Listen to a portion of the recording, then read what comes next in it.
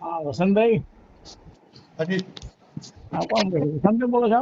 હા આપ વસંતભાઈ બોલો છો? હા બોલું છું. હા કેમ છો? મજામાં? જી મજામાં. કોણ? હા નમો બુદ્ધાય. નમો બુદ્ધાય. હું કિરીટભાઈ પટેલ બોલું છું, નડિયાદથી, ડિસ્ટ્રિક્ટ સેક્રેટરી ખેડા ડિસ્ટ્રિક્ટ આમ આદમી પાર્ટી બોલું છું. હમ. હવે હું તો પેલા કોંગ્રેસમાં બહુ વર્ષ રહેલો અને કોંગ્રેસમાં મહામંત્રી રહેલો ડિસ્ટ્રિક્ટ લેવલે. હં. પછી મેં કોંગ્રેસ 2 વર્ષ પહેલા છોડી દીધી. વાહ. કે કોંગ્રેસે રાજ્યસભાની જે ચૂંટણી આવી 2 વર્ષ પહેલા, હા એમાં 10માંથી 6 સીટો બ્રાહ્મણોને આપી, હા એક દલિતને આપી, એક મુસ્લિમને આપી, પેલા ઇમરાન પ્રતાપગઢીને આપી, બરાબર. હમ. હવે 10માંથી 6 સીટો બ્રાહ્મણોને આપી, જે બ્રાહ્મણોની દેશમાં 80% વસ્તી છે એમ. હમ. એટલે મેં ત્યારે જ કોંગ્રેસ છોડી દીધી. મેં લખીને એઆઈસીસી લખીને મોકલ્યું કે તમે 10માંથી 6 સીટો એવા લોકોને આપી કે સારું એમને થયું તમને વહેલી ખબર પડી ગઈ. હે તમને વહેલી ખબર પડી ગઈ કે કોંગ્રેસ. ના, મને 2 વર્ષ પહેલા ખબર પડી હતી સાહેબ. હમ. પછી મેં છોડી દીધી. 2 વર્ષ બાબા સાહેબ કોંગ્રેસમાં મમતા કામ મૂકી કર્યું. બધા કોંગ્રેસને. ના, પછી હું આમ આદમી પાર્ટીમાં છું અત્યારે. પણ આમ આદમી પાર્ટીનો મને એજ્યુકેશન ને હેલ્થનો એનો એજન્ડા સારો લાગ્યો છે. પણ હવે બીજી ઈ પાર્ટીમાં ટિકિટ આપણે કોને જવું આપે? છે ને? હે આમ આદમી પાર્ટી રહી, ઈ આદમી ટિકિટ કોને પાર્ટીમાં આપે? હું ડિસ્ટ્રિક્ટ સેક્રેટરી છું અત્યારે ખેડા જિલ્લામાં. અને મને એ લોકો વિધાનસભાની નડિયાદની સીટની ઓફર કરેલી, પણ મેં ના પાડી. અમારા નડિયાદમાં હર્ષદભાઈ વાઘેલા હતા, એ હા. એસસી કાસ્ટના હતા, એમણે ટિકિટ માંગેલી. તો મને કહું કિરીટભાઈ હું ટિકિટ લઉં, તમે ના માગશો? મેં કહું સારું, કઈ વાંધો નહીં. મેં હર્ષદભાઈ વાઘેલા જે એસસી હતા એમને ટિકિટ અપાઈ નડિયાદ વિધાનસભાની. હા. પ્રચાર એમને કર્યો પણ એ હારી ગયા બિચારા, લખી દઈ એવું છે એમ. બરાબર. અને એટલે આપણે શું છે કે હું સાહેબ શું કહું છું, જો સાંભળો, આપણે ઇન્ડિવિજ્યુઅલ જે મેટરો બને ને, સાંભળો, હા દલિત સાથે, આદિવાસી સાથે, મને ખબર છે અત્યાચારના ઘણા બનાવ બનતા જ હોય છે, બરાબર. હા. આપણે ઇન્ડિવિજ્યુઅલ મેટરમાં અવાજ ઉઠાવવો જોઈએ, બરાબર છે, સાંભળો. હમ. પણ આનાથી આપણે શું કરીએ, ટીપો ટીપો સરોવર નહીં ભરાય છે આપણો. તો પણ એક હારે ધોધ ક્યાં લેવા જાવ? મારી વાત સાંભળો સાહેબ, મારી વાત સાંભળો.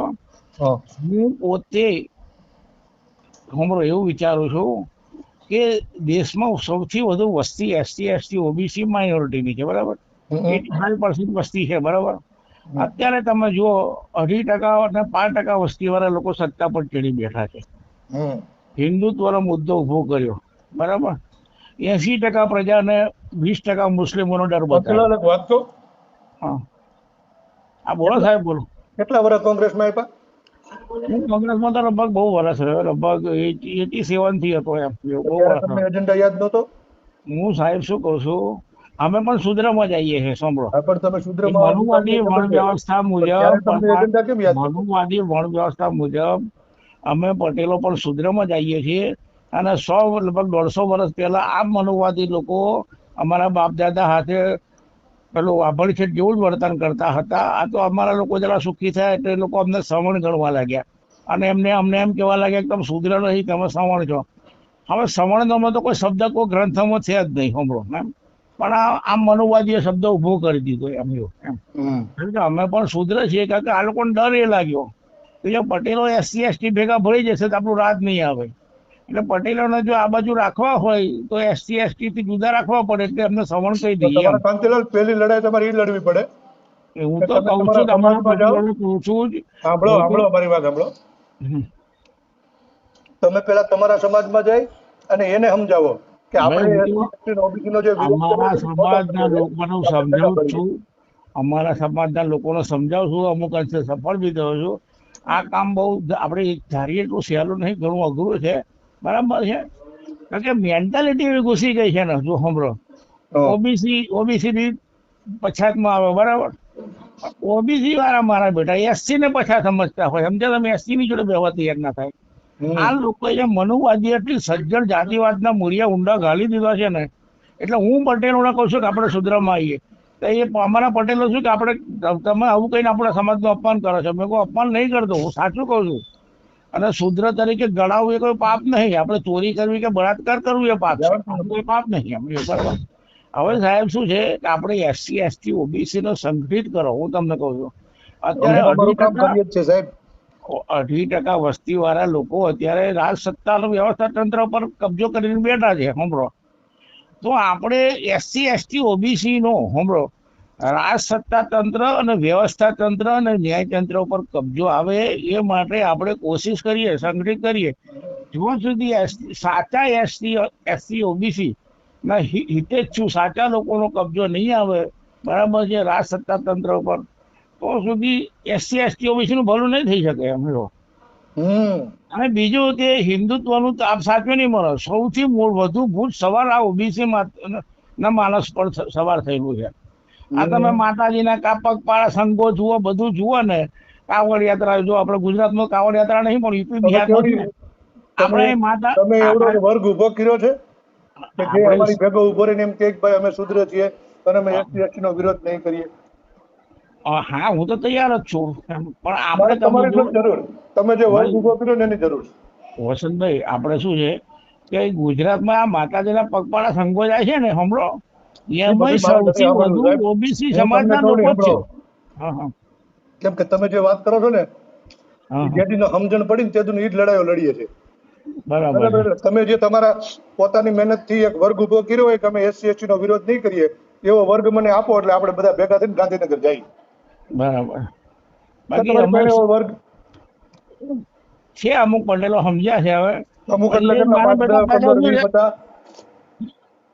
બાકી અમે સુધરામાં જઈએ, પણ આ હજુ અજ્ઞાન નું કરવું. હે, તમે અત્યારે જે અમારી આગળ વાત કરો છો કે અમે સુધરામાં આવીએ, બરાબર, જાહેર મંચ ઉપરથી વાત કરો.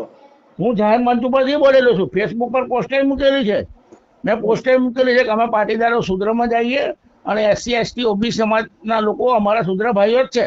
મેં પોસ્ટ મૂકેલી જ છે પહેલા, એમ હું જાહેર મંચ ઉપરથી જ કહું છું એમ.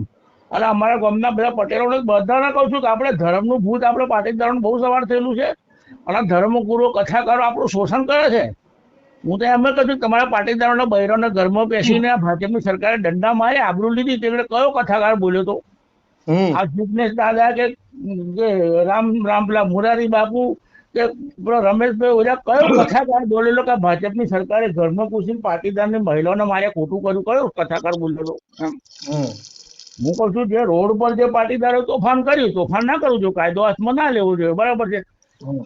અનામત આંદોલનમાં જે પાટીદાર યુવાનો કાયદો હાથમાં લીધો રોડ ઉપર, એને પોલીસે ગોળી મારી, એનો વિરોધ નહીં, કારણ કે કાયદો હાથમાં લે તો પછી સજા થાય એને, બરાબર છે.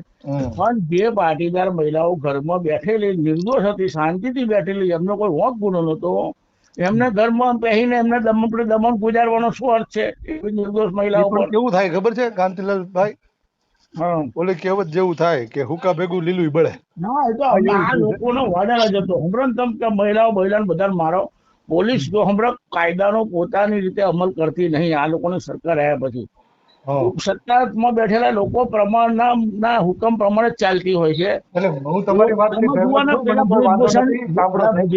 દિલ્હીનો ભૂષણ પેલો સંસદ સભ્ય હતો, બરાબર, એ બધાની હું બધાની મને ધરપકડ કરી મીડિયા સાથે જોડાયેલા છે. હું ખાલી એક જ વસ્તુ તમને કહું છું સાહેબ, કે મને એક એવો વર્ગ આપો તમારા પાટીદાર સમાજમાંથી કે જે મારી ભેગો ઉભો રહીને એમ કે ભાઈ આપણે બધા ભાઈઓ છીએ. સાહેબ, તમે અમારા ભાઈ જ છો. તમે કયો એમ નહીં, મારે એવો એક વર્ગ જોઈએ છે, બરાબર, એવી એક મેજોરિટી જોઈએ છે, ટોળું જોઈએ છે કે જે સમજી ગયું હોય, જેને ભારતનું સંવિધાન સમજાઈ ગયું હોય, જેને આ શું કહેવાય જાતિવાદથી કઈ લેવા દેવા ન હોય, જે પોતાને માનવ સમજતો હોય, એવો એક વર્ગ જોઈએ છે. એ વર્ગ તમારી પાસે હોય તો મને કયો. અમારા પાટીદારો ઘણા મૂર્ખ છે. તમે વિચાર તો કરો કે જે સમાજની બેન દીકરી ઉપર સરકારે જુલ્મ કર્યો, તો પણ અમારા સમાજની પોતાની બેન દીકરીની ઇજ્જતની ના પડી હોય, ભાજપના તૂતળા વગાડતા હોય, આવો નમાલો સમાજ કયો કહો જોઈએ તમે? કયો સમાજ?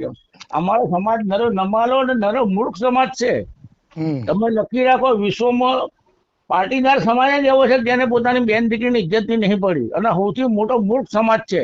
અને જે પાટીદાર સમાજના જે આગેવાનો ખરા, એમને પોતાની ધંધાની ફાઇલો પાસ કરાવી છે, એટલે ભાજપના તૂતળા વગાડે કહેવાય.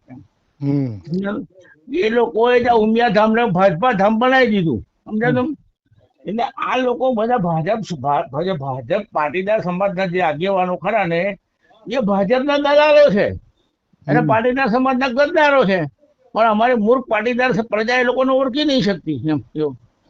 એટલે આવું છે સાહેબ એમ. એટલે હું શું કહું છું કે આપણે હવે એને હું અમારા મારું ગામ કણજરી, તમે આવો સાહેબ, મને કોઈ દિવસ મહેમાન તરીકે યુ આર મોસ્ટ વેલકમ, આપણે જમવાનું રાખીએ, તમારું આવો મારા ઘરે એમ. જો જી સાહેબ મળીશું.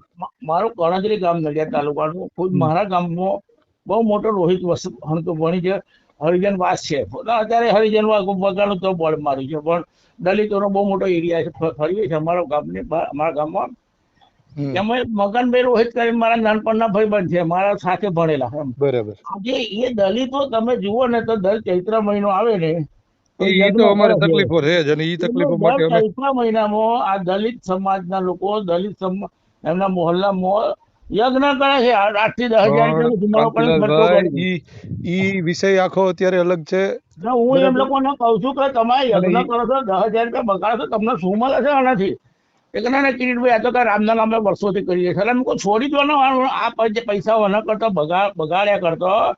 તમે આપણે ગરીબ તમારા સમાજના બાળકો આપણે એને એમની ડાયરેક્ટ એમાંથી બહાર ન કાઢી શકીએ સાહેબ, બરાબર. એના માટે થઈ અને બહુ લાંબી લડાઈ લડવી પડે. એમની સીધા તમે એને કહો કે મૂકી દો તો એ કોઈ મૂકવાના નથી. ભારતની અંદર બધા માતાજીના સંઘો જાય છે ને, દોડિયાર જાય, અંબાજી જાય, એમાં 80% લોકો ઓબીસી સમાજના હોય છે. બોલો, ખાલી એટલું જ કહું છું કે જેને જે માનવું હોય, મારો સમાજ હોય, પાટીદાર સમાજ હોય, કોઈ પણ સમાજ હોય, જેને જે માનવું હોય એને માનવા દો, પણ એના અધિકારો ને હકની લડાઈઓ ક્યાં છે ને કેવી રીતે મેળવી શકે એની ઉપર એને ફોકસ કરાવો, એટલે આ ફળો લડતો થઈ જાય. ધર્મનું ભૂત સવાર થયેલું હોય તો એ લોકો ભાજપ નહીં છોડે. બરાબર, ધર્મનું ભૂત ઉતારવું જરૂરી છે. ધર્મનું ભૂત એને ખાલી ઈ અહેસાસ દેવડાવવાનો છે કે તમે માત્ર પૂજા પાઠ કરીને જે તમે કરો છો એ વસ્તુ કરતા તમને જે ભારતીય સંવિધાન દ્વારા હક અને અધિકારો મળવા જોઈએ તમને મળ્યા નથી ને કેવી રીતે મળવા જોઈએ એ દિશા એને ચિંતી દે ને તો એ લડવા મળે એમ છે.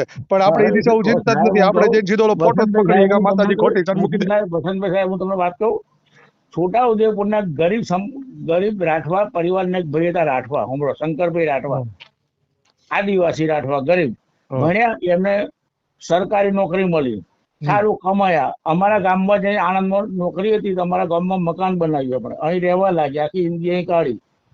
હવે એ એમને બાબા સાહેબે જે બંધારણમાં અનામત આપી એમાં એમને સરકારી નોકરી મળી, બરાબર, બાબા સાહેબની બેનથી. હવે એ ભાઈ અત્યારે ભાઈ મોજૂદ છે અમારા ગામમાં. બોલો, એ ભાઈ હવે રિટાયર થઈ ગયા, મકાન બનાવ્યું, એમના 2 છોકરા છે એને સરકારી નોકરી મળી. બાબા સાહેબ સાહેબ એમને અત્યારે એ 3 જણા ધાર્મિક થઈ ગયા છે. અને સ્વામિનારાયણ જે ધાર્મિક થવું હોય થવા દો, આપણે જે લડાઈ લડવી છે આપણે લડ્યા કરો. સ્વામિનારાયણ સત્સંગી થઈ ગયા અને સ્વામિનારાયણ ભાષણ આપવા બીજા ગામમાં જાય છે એ લોકો. બોલો, એવું. હવે એમના બાબા સાહેબ ને જેમને બાબા સાહેબ ભાઈ એવા 1-2 નમૂનાઓથી આપણે કઈ ફેર નથી પડી જતો. કિરીટભાઈ નંબર, કિરીટભાઈ, બરાબર, એવા આપણે આપણું કામ કરો, બસ બીજી રહેવા દો. કિરીટભાઈ નંબર. તમે જે કોંગ્રેસની વાત કરી, મેં વર્ષો કોંગ્રેસમાં કાઢ્યા, બરાબર, તો તમને ખબર નથી કોંગ્રેસ તમારી વિરોધી જ હતી એમ? કોંગ્રેસ તો અમુક તો લોકો પહેલેથી જ વિરોધી હતી. અમુક તો એમને સારા કામ કર્યા છે. સરદાર વલ્લભભાઈ પટેલ ને હું એને કોંગ્રેસે શું આપ્યું? કશું નહીં. એમ પણ કોંગ્રેસે પણ છે ને સરદારના નામે એમના પુલ બાંધ્યા, સરદારના નામે માર્કેટ કર્યા. ઈ બધું જે માર્કેટ બનાવી કે પુલ બનાવ્યા કે ઈ બધું રહ્યું ને, ઈ બધી લોલીપોપો આપી. ના પણ હમણાં છે ને પુલના અને માર્કેટોના નામ સરદાર સાહેબના નામથી રાખવાથી શું ફાયદા? કોઈ ફાયદા નહીં. પાટીદારોને જે અધિકારો જે હકો મળવા જોઈએ ઈ મળતા હતા ના. એમને પણ કોંગ્રેસે હરિજન આદિવાસી માટે અમુક તો કામ કર્યું. ટ્રાઇબલ કોર્પોરેશનની રચના કોંગ્રેસે કરી, ગુજરાત આદિજાતિ વિકાસ નિગમની રચના કરી, હરિજન આર્થિક વિકાસ નિગમની રચના કરી, અમુક ગ્રાન્ટ ફાળી, અમુક તો કામ કર્યું છે કોંગ્રેસે આદિવાસી હરિજનો માટે, અમુક દલિતો SC ST માટે. ખબર જ છે અમારી માટે કોણે કેટલું કામ કર્યું છે. બરાબર, અમુક તો સાહેબ અમુક તો કામ કર્યું છે કોંગ્રેસે પહેલા. તમે અમને કહો કે કોંગ્રેસે દલિતો માટે આદિવાસીઓ માટે શું કીધું, તો એ અમને ખ્યાલ જ છે કે કોણે શું કેવી રીતે કર્યું છે ને ક્યાંથી કર્યું છે અને શા માટે કરવું પીડ્યું છે. કરવું તો પડે ને, તો વોટ ના આપે ને લોકોને, તો વોટ આપતા હોય. એટલે ઠીક છે ભાઈ, તમે જો ફોન કર્યો એ બદલ તમારો આભાર અને મને મજા આવી. હું સાહેબ શું કહું છું, સારી ચર્ચા થઈ. હું શું કહું છું, SC ST OBC ને આપણે સંગઠિત કરવા પડશે ને. અમે ઈ જ મહેનત કરીએ છીએ સાહેબ. તમે ખાલી મેં તમને કીધું ને. અરે સાહેબ, તમે મારી વાત સાંભળો, બહુ તમે ન બોલો. તમે જે મને એસસી એસટી ઓબીસી સંગઠિત કરવાની કહો છો ને એ લડાઈઓ તો અમે લડીએ જ છે. મેં તમને કીધું ઈ કરો કે તમે પાટીદારમાંથી મને એવો કયો ક્યારે સમૂહ આપો છો કે જે એસસી એસટી ઓબીસી નો વિરોધ કર્યા વગર એમ કે ભાઈ આપણે બધા ભાઈઓ છીએ. અમુક માણસ છે સાહેબ, અમુક નહીં માનતા, શું કરીએ? હા તો પણ કોશિશ ઈ પેલા કરીએ તમે છે. ઈ લડાઈ લડો ને, પછી આપણે બહાર લડવા નીકળશું. એ તો હું મારા ગામમાં કહું છું, બરાબર, બધાને કહું છું, એટલે આજુબાજુ એવું કંઈક કરો ને પછી કંઈક આપણે આગળ વધીએ આ બાબતે, ભેગા મળીને લડાઈઓ લડીએ સાહેબ. સાહેબ. બીજું ભલે. કઈ સાહેબ મજામાં?